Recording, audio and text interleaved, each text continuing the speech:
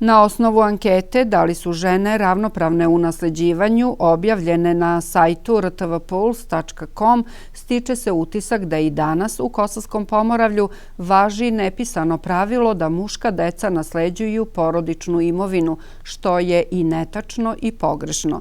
Slučajevi gde su ćerke ostvarile svoja prava ravnopravno sa svojom braćom su i dalje retkost.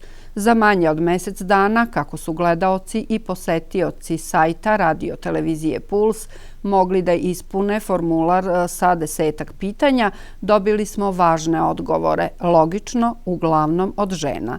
Nismo iznenađeni time što neravnopravnost polova pri nasleđivanju porodične imovine i danas postoji, nego time što savremeni način života ne uvodi jasne i vidljive trendove i promene u ovoj oblasti.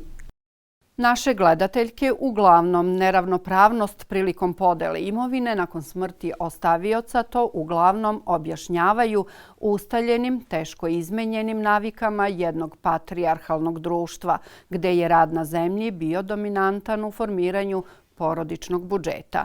Evo nekih odgovora koje smo dobili na pitanje zašto ima slučajeva da žene ne ostvare svoja nasledna prava. Žene se plaše osuda od strane porodice, okoline, nemaju samopouzdanja i još uvek je prisutna patrijarhalnost. Konzervativna sredina još uvek je duboko ukorenjeno u našem društvu da je žensko tuđa kuća. Tako su radili i naši stariji, tako nalažu običaji. Odgovornost što se takva praksa nastavlja i danas, iako je svim zakonima zagarantovano da su sestre i braća ravnopravni u nasleđivanju porodične imovine, često je na roditeljima, jer su oni ti koji najčešće donose odluke u korist muških potomaka.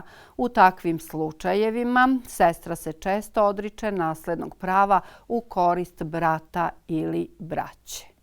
U javnom mnjenju je i dalje prisutna bojazan da će prilikom nasleđivanja doći do narušavanja odnosa unutar šire porodice. I često se dešava tako. Jedna naša gledateljka to objašnjava ovako.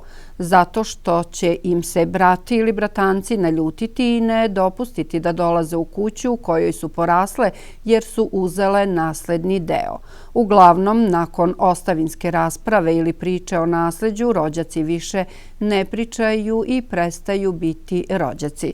Sa druge strane, ima još žena koje nisu dobro informisane o svojim naslednim pravima, te je uloga medija u tom smislu od izuzetne važnosti, ali je bitna i spremnost žena da se aktivnije uključe u ovaj proces da bi imale više samopouzdanja i vere u sebe unutar svoje porodice, ali i čitavog društva.